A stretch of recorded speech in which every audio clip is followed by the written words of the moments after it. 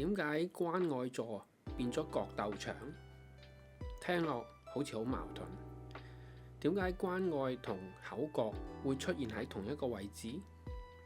你以為關愛座係促進和諧，其實背後隱藏住一套道德監察制度。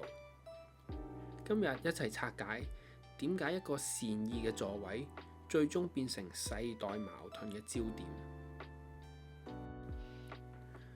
關愛座又叫做優先座，呢一樣嘢並唔係香港獨有，而目標嘅對象一般嚟講主要係孕婦、抱 BB 仔嘅人、老人家或者傷殘人士。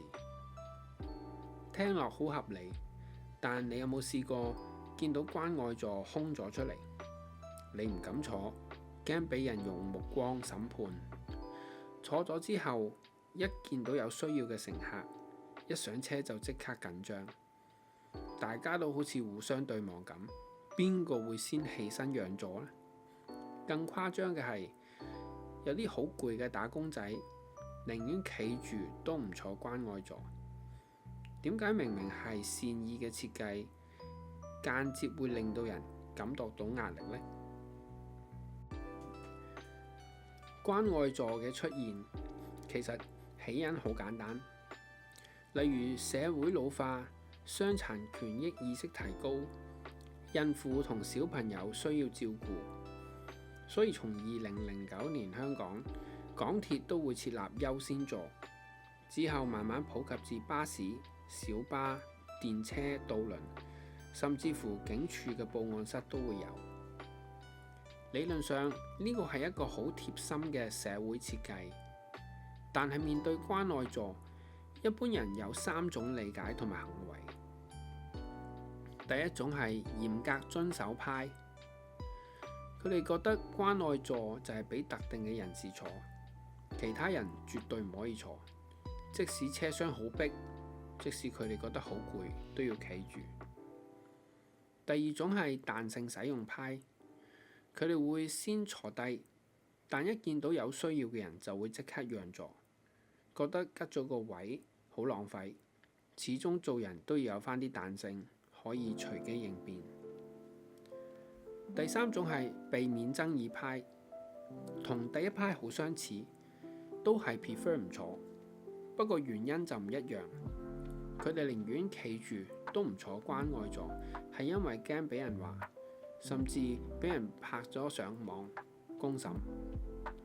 後生仔同老人家爭位坐，又或者後生仔冇同情心等等嘅 heading， 都會喺社會嘅 social media 上高睇到，而佢哋變咗就唔想因為咁而惹麻煩。從老人家嘅角度，有啲會覺得年輕人唔讓座俾前輩就好唔尊重，特別係當佢哋真係好攰或者身體唔舒服嘅時候。但另一方面，有啲老人家又會覺得尷尬，唔想俾人覺得自己倚老賣老。從年輕人嘅角度，佢哋面對好大嘅壓力，返工一日已經好攰，但係又驚俾人話自己冇關愛。有時佢哋都同樣會有唔舒服嘅時候，雖然從外表睇唔出嚟，但坐關愛座就有可能俾人指責，懷疑你係咪真係需要坐關愛座。間接亦都反映咗現實，原來坐個位都要坐得有道理。當然，有人會話設立關愛座係好事，讓座本身係基本嘅禮貌，其實都冇乜嘢好爭議。但現實中往往都會見到唔少衝突，相信大家都會喺網上或者喺新聞上面睇到唔少關於呢方面嘅資訊。唔讓座被鬧，或者佢讓座就俾人拍片放上網，被公審。亦有人明明有需要都唔夠膽坐，驚坐咗之後會俾其他人去質疑。每個個案背後都會有佢哋嘅故事，所以冇絕對嘅答案。如果你對以上嘅話題有唔同嘅想法，歡迎下低留言分享俾我知。從社會行為學嘅角度，我哋可以從設立關愛座呢個行為學到3個好重要嘅嘢。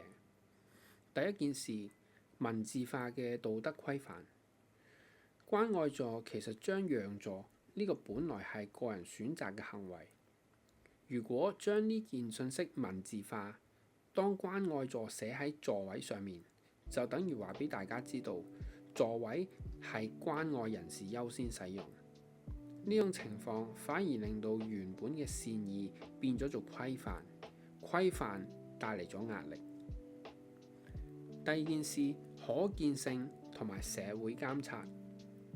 關愛座嘅設計令到讓座變咗一個公開嘅焦點，你嘅行為會俾全車人評分，所以大家有時出於避責多於關懷。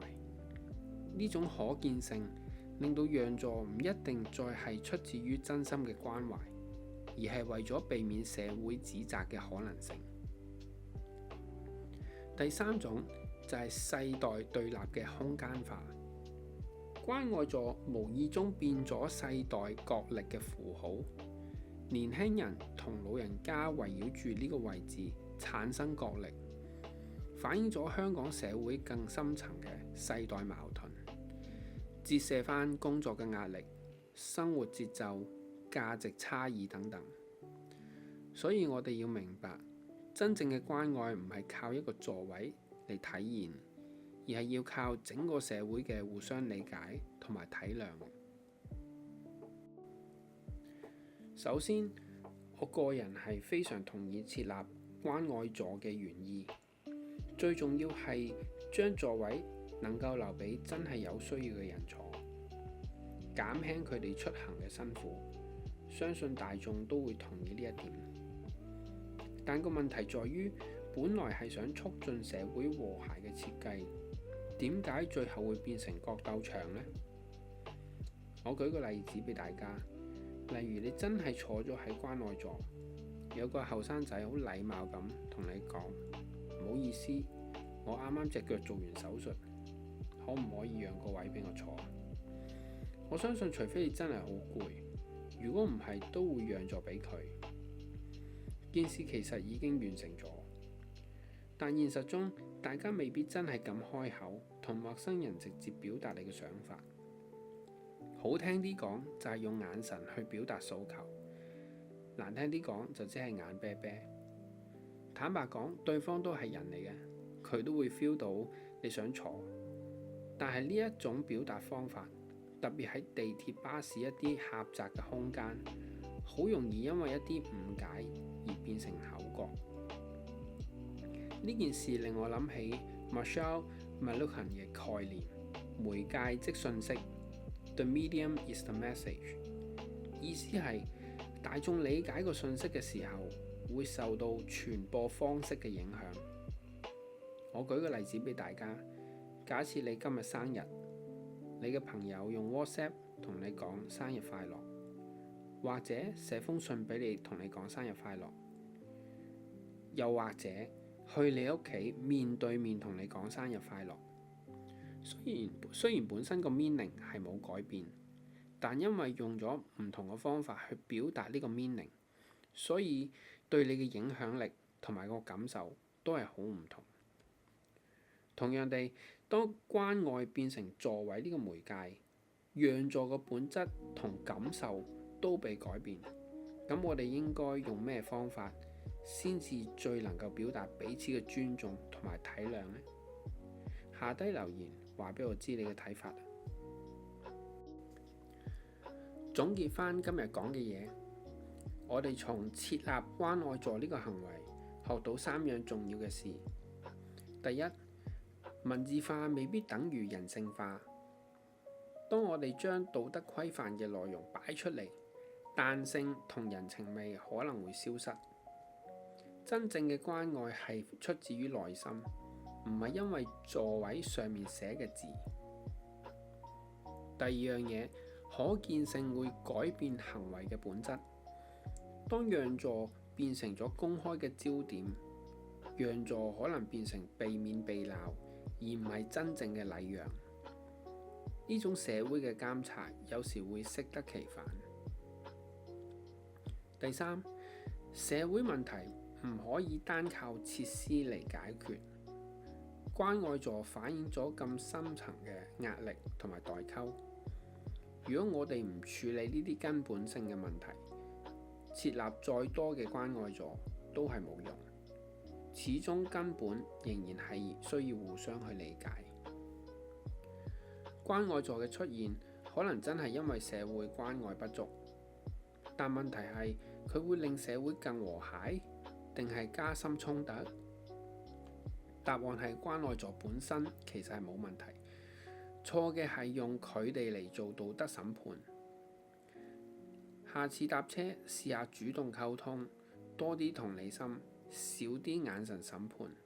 真正嘅關愛係互相遷就嘅。我係 AY，下一封信再見，拜拜。